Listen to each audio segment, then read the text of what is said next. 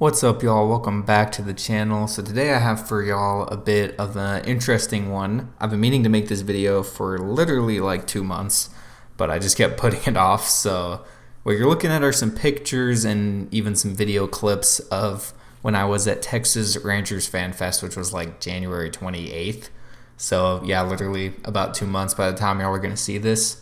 And I thought this would be a fun video as we get into the full season here.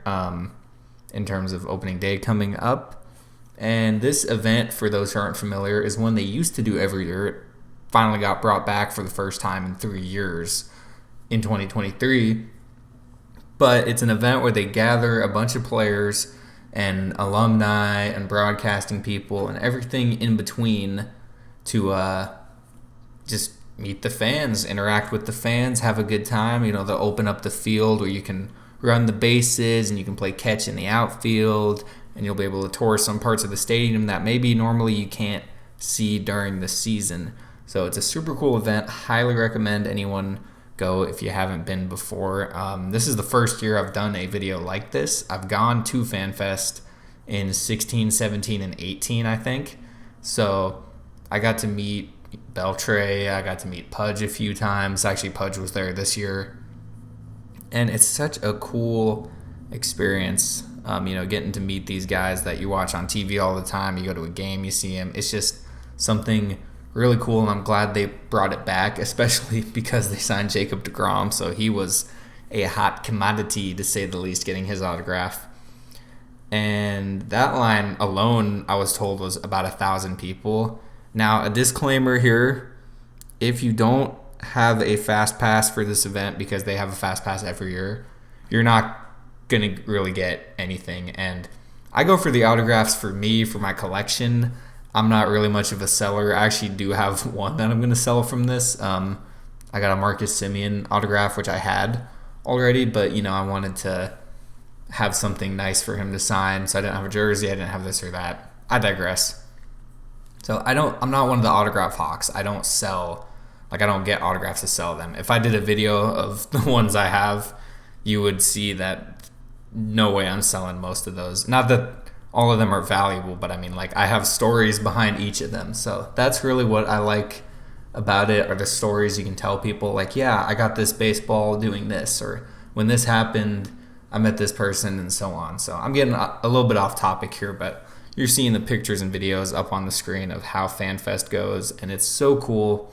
What I did for this video as well, I recorded me going through all of the stuff I got, because they have these cards they give you if you don't have anything to sign. They'll sign like a little baseball card.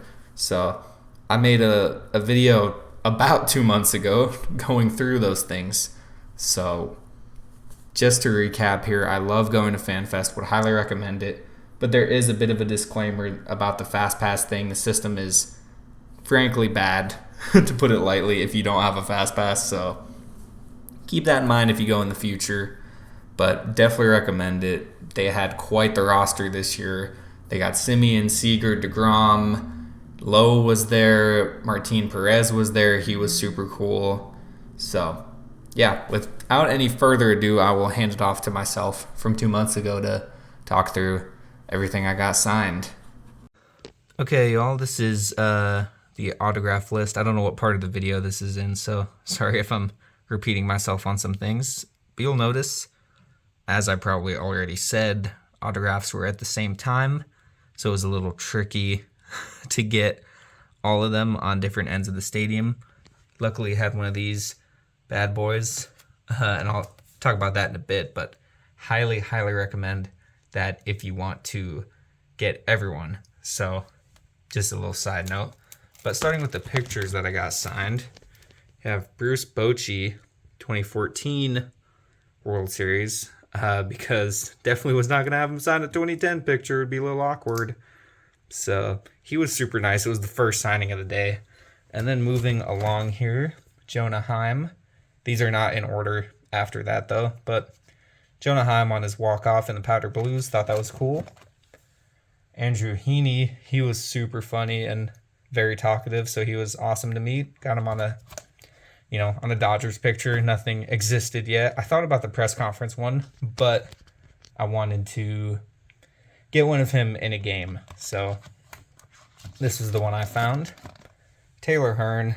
Quick story with him that I probably told already, but I did ask him if he remembered being interviewed by me and told him what my page was and stuff. And he said, yeah. And then Josh Sorbs was at the same table with him. And he said, oh, so you're the mean guy. And he was just being funny.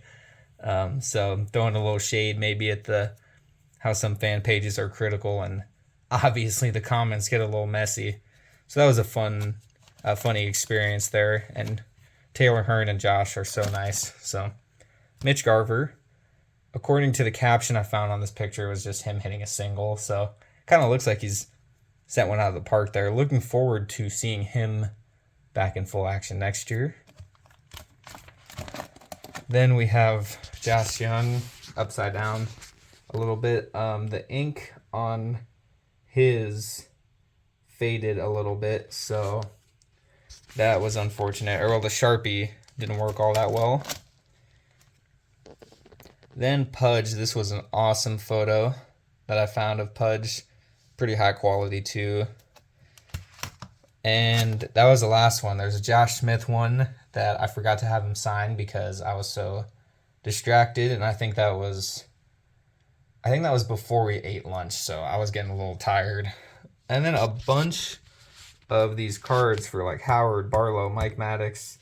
Not going to take those out, but you get the idea on that. Then I had this hat that I used for some extra signatures, which I also forgot to do instead of getting a bunch of cards. This is Josh Sorbs on the left and Jonathan Hernandez on the right of the bill. These were the just the Fan Fest programs.